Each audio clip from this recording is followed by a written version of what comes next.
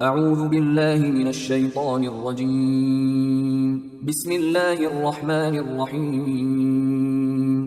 سورہ آل عمران آیات نمبر 130 تا 143 میں سود کی ممانعت اور انفاق فی سبیل اللہ کی تلقین، نیز اپنے گناہوں پر فوراً معافی مانگنے کی نصیحت اور جنگ احد میں نقصان اٹھانے پر دلجوئی کی گئی ہے۔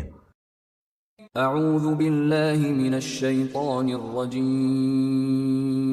یا ایہا الذین آمنوا لا تأکلوا الربا اضعافا مضاعفة واتقوا اللہ لعلکم تفلحون۔ اے ایمان والو، کئی گناہ بڑھا کر سود نہ کھایا کرو اور اللہ سے ڈرتے رہو تاکہ تم فلاح پاؤ۔ واتقوا النار التي اعدت للكافرين، اور اس آگ سے ڈرو جو کافروں کے لیے تیار کی جا چکی ہے۔ واطیعوا اللہ والرسول لعلکم ترحمون، اور اللہ اور اس کے رسول صلی اللہ علیہ وآلہ وسلم کی اطاعت کرو تاکہ تم پر رحم کیا جائے۔ وسارعوا الى مغفرة من ربكم وجنة عرضها السماوات والارض اعدت للمتقين، اور اپنے رب کی بخشش اور اس جنت کی طرف بڑھنے میں تیزی دکھاؤ جس کی وسعت زمین اور آسمانوں جیسی ہے، یہ ان پرہیزگاروں کے لیے تیار کی جا چکی ہے۔ الذين ينفقون في السراء والضراء والكاظمين الغيظ والعافين عن الناس والله يحب المحسنين۔ جو لوگ خوشحالی اور تنگی دونوں حالتوں میں خیرات کرتے ہیں، غصہ ضبط کرنے والے ہیں اور لوگوں سے ان کی غلطیوں پر درگزر کرنے والے ہیں، تو جان لو کہ اللہ ایسے نیک کام کرنے والوں سے محبت فرماتا ہے۔ والذین اذا فعلوا فاحشة او ظلموا انفسهم ذكروا الله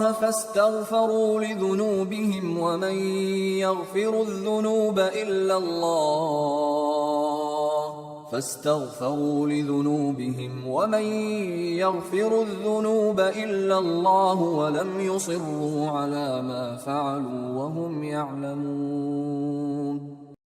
اور یہ ایسے لوگ ہیں کہ جب کوئی صریح گناہ کر بیٹھتے ہیں یا اپنے آپ پر ظلم کر بیٹھتے ہیں تو فوراً اللہ کا ذکر کرتے ہیں اور اپنے گناہوں کی معافی مانگتے ہیں۔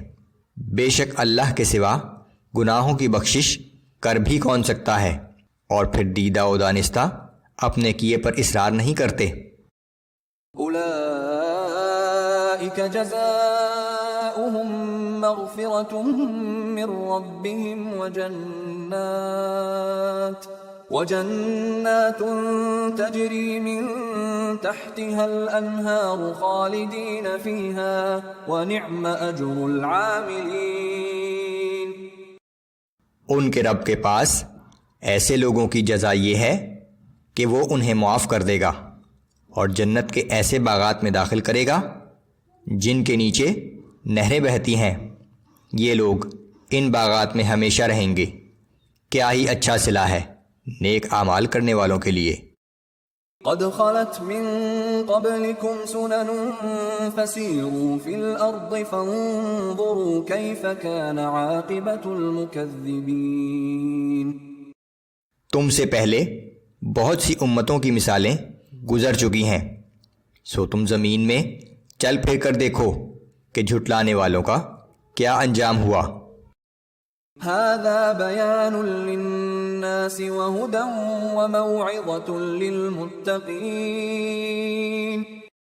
یہ تمام انسانوں کے لیے ایک تنبیہ ہے اور پرہیزگاروں کے لیے ہدایت اور نصیحت ہے۔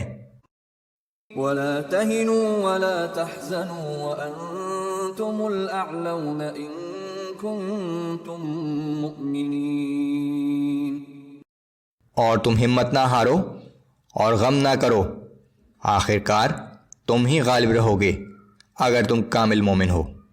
ان آیات کا پس منظر جنگ احد ہے۔ إن يمسسكم قرح فقد مس القوم قرح مثله اگر تمہیں اب کوئی زخم لگا ہے تو یاد رکھو کہ اس سے پہلے تمہاری دشمن قوم کو بھی اسی طرح کا زخم لگ چکا ہے۔ وَتِلْكَ الْأَيَّامُ نُدَاوِلُهَا بَيْنَ النَّاسِ وَلِيَعْلَمَ اللَّهُ الَّذِينَ آمَنُوا وَيَتَّخِذَ مِنكُمْ شُهَدَاءَ اور یہ شکست و کامیابی کے دن ہم لوگوں کے درمیان الٹ پھیر کرتے رہتے ہیں، اور یہ اس لیے ہے کہ اللہ اہل ایمان کی الگ پہچان کرا دے، اور اس لیے بھی کہ تم میں سے بعض کو شہادت کا مرتبہ عطا کرے۔ وَاللَّهُ لَا يُحِبُّ الظَّالِمِينَ اور اللہ ظلم کرنے والوں کو پسند نہیں کرتا۔ وَلِيُمَحِّصَ اللَّهُ الَّذِينَ آمَنُوا وَيَمْحَقَ الْكَافِرِينَ اور یہ اس لیے بھی ہے کہ اللہ ایمان والوں کو پاک و صاف کر کے مزید نکھار دے اور کافروں کے زور کو مٹا دے۔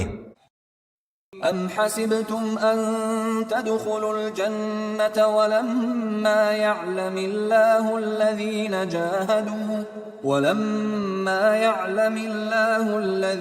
جَاهَدُوا مِنكُمْ وَيَعْلَمَ الصَّابِرِينَ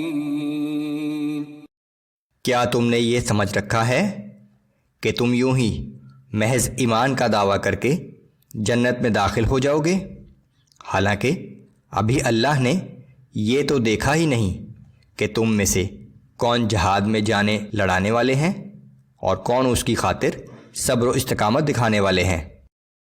وَلَقَدْ كُنْتُمْ تَمَنَّوْنَ الْمَوْتَ مِنْ قَبْلِ أَنْ تَلْقَوْهُ فَقَدْ رَأَيْتُمُوهُ وَأَنْتُمْ تَنْظُرُونَ